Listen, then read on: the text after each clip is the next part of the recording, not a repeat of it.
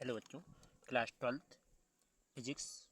तो टॉपिक क्या कह रहा है फिजिक्स का। देखो क्वेश्चन जितना भी हो, पर इसमें देखो पार्ट क्या है। पार्ट नंबर 8 है जी, नहीं 9 है, पार्ट नंबर 9 है जी। ठीक, तो अभी पहला ही चैप्टर चल रहा है। कौन सा चैप्टर का नाम क्या है? चैप्टर का नाम है विद्युत आवेश एवं क्षेत्र। ठीक, तो चैप्टर का नाम विद्युत आवेश एवं क्षेत्र है। तो जिसमें टॉपिक लेकर आए हैं कि आवेश का संचरण के सिद्धांत के बारे में लिखो। तो आवेश का संचरण क्या कहलाता है जी? कहता है कि जब कोई भी निकाय लिया जाए, मान लीजिए मुझे मैंने पात्र लिया कोई, इस पात्र में जितने भी मैंने आवेश अंदर डाले, क्या डाले? आवेश।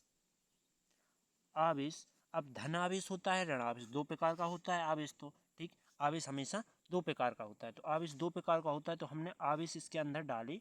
तो ये आवेश क्या करेंगे कि गति करेंगे, और गति करेंगे तो इनका कुल मान क्या रहेगा? नियत रहे। तो उसे क्या कहते हैं? आवेश का संचरण कहते हैं। ठीक है, मतलब कि जो आवेश निकल रहा है उस पर तुम्हें धारा का कोई प्रभाव ना पड़े। जैसे कि मान लीजिए तुमने ये ली पेन, ठीक, इस पेन के ऊपर तुमने दो क्वारें लगाई, तो इसमें कुछ धारा का प्रवाह नहीं पड़ेगा, मतलब कि इसमें धारा का संचरण नहीं होगा। इसमें तुम्हें करंट लगेगा? नहीं लगेगा। तुम्हें कितनों ये डोरी यहाँ रख दे, एक यहाँ रख दीजिए, बीच में तुम पकड़ लो, तो कोई फर्क पड़ेगा? नहीं पड़ेगा। क्यों? क्योंकि कांच में करंट नहीं आता है, धारा नहीं बहती है। तो ये यही कह रहा है कि जब किसी निकाय में क्या किया जाए, कुल आवेशों को, कुल आवेश क्या रहे? नियत रहे। ठीक, कुल आवेश जो रहे वो क्या रहे? नियत रहे। तो उसे क्या कहते हैं?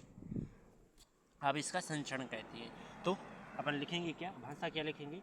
लिखेंगे कि किसी पृथक्करण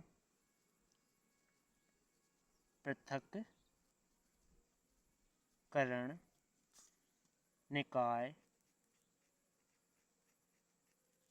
में, निकाय का कुल आवेश क्या हो? नियत हो, नियत हो। ठीक, इसे क्या कहते हैं? आवेश का संचरण कहते हैं। इसके बाद एक और हम परिभाषा लिख रहे हैं अथवा में, अथवा में एक और लिख रहे हैं। क्या होगा? देखो, ये कह रहा है कि किसी भी प्रकार का आवेश हो, देखो लिखेंगे किसी निकाय में, किसी निकाय में धनावेश, धनावेश एवं ऋणावेश, ऋणावेश, ऋण ओवेश नहीं, आवेश, ऋणावेश क्या रहे? का बीजीय योग, का बीजीय योग का हो, शून्य हो। क्या हो? सॉरी, बीजीय योग नियत, इसको हटा रहे, ठीक, नियत हो, उसे क्या कहते हैं? उसे आवेश का संचरण कहते हैं। आवेश का संचरण कहते हैं।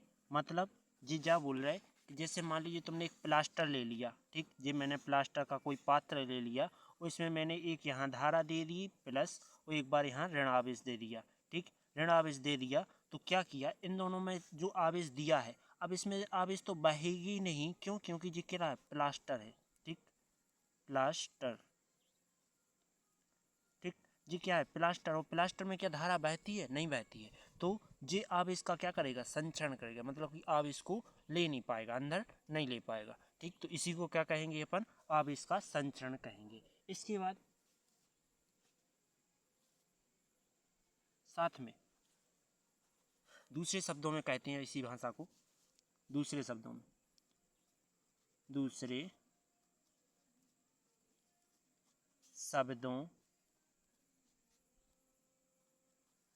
में आवेश को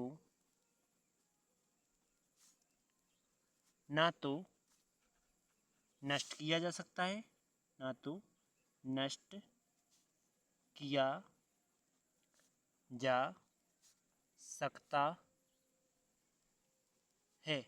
और ना ही परिवर्तन किया जा और ना ही उत्पन्न किया जा सकता है, और ना ही क्या किया जा सकता है।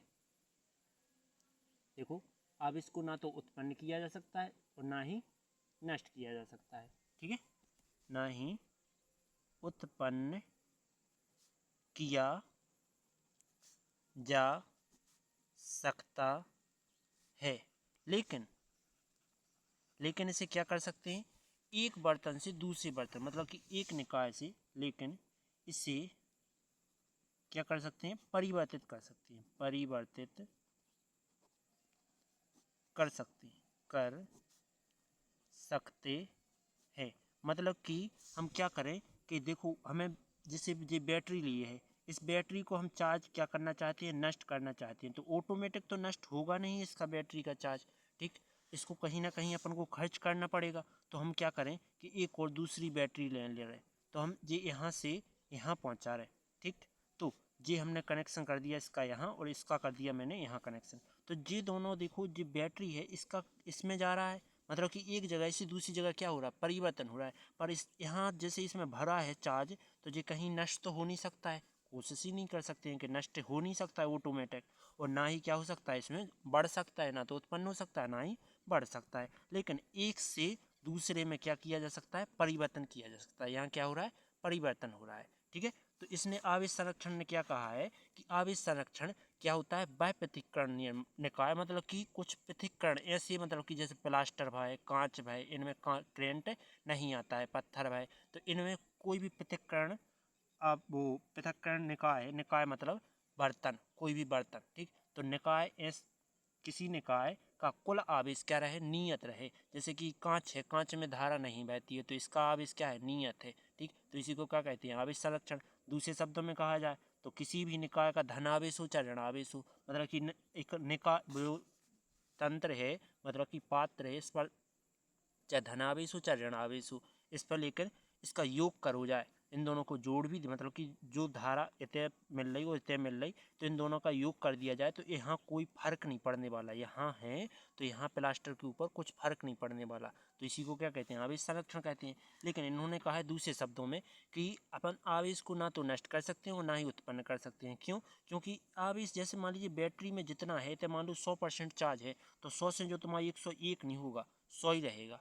ठीक, और इसको अपन यहाँ से दूसरी जगह तो ले जाया जा सकता है, लेकिन इसका क्या करेंगे, या तो खर्च कर सकते हैं, इसका मतलब कि इस बैटरी को खर्च कर सकते हैं। लेकिन तुम कहो कि प्राकृतिक रूप से ये नष्ट हो जाए या उत्पन्न हो जाए इसमें चार्ज, तो ऐसा तो कुछ मुमकिन ही नहीं है। ओके, वीडियो आपको समझ में आ गई होगी क्या कहना चाहता हूँ। ठीक, बल्कि इसे क्या कर सकता हूँ, एक रूप से दूसरे रूप में परिवर्तन कर सकता हूँ। और ऐसी ही वीडियो देखने के लिए मेरे चैनल को लाइक और सब्सक्राइब जरूर करना। और अगली वीडियो चाहिए तो मेरे वीडियो को क्या कर लेना, सब्सक्राइब कर लेना, क्योंकि सब्सक्राइब के बिना मेरी वीडियो नहीं मिल सकती है। चलो आगे।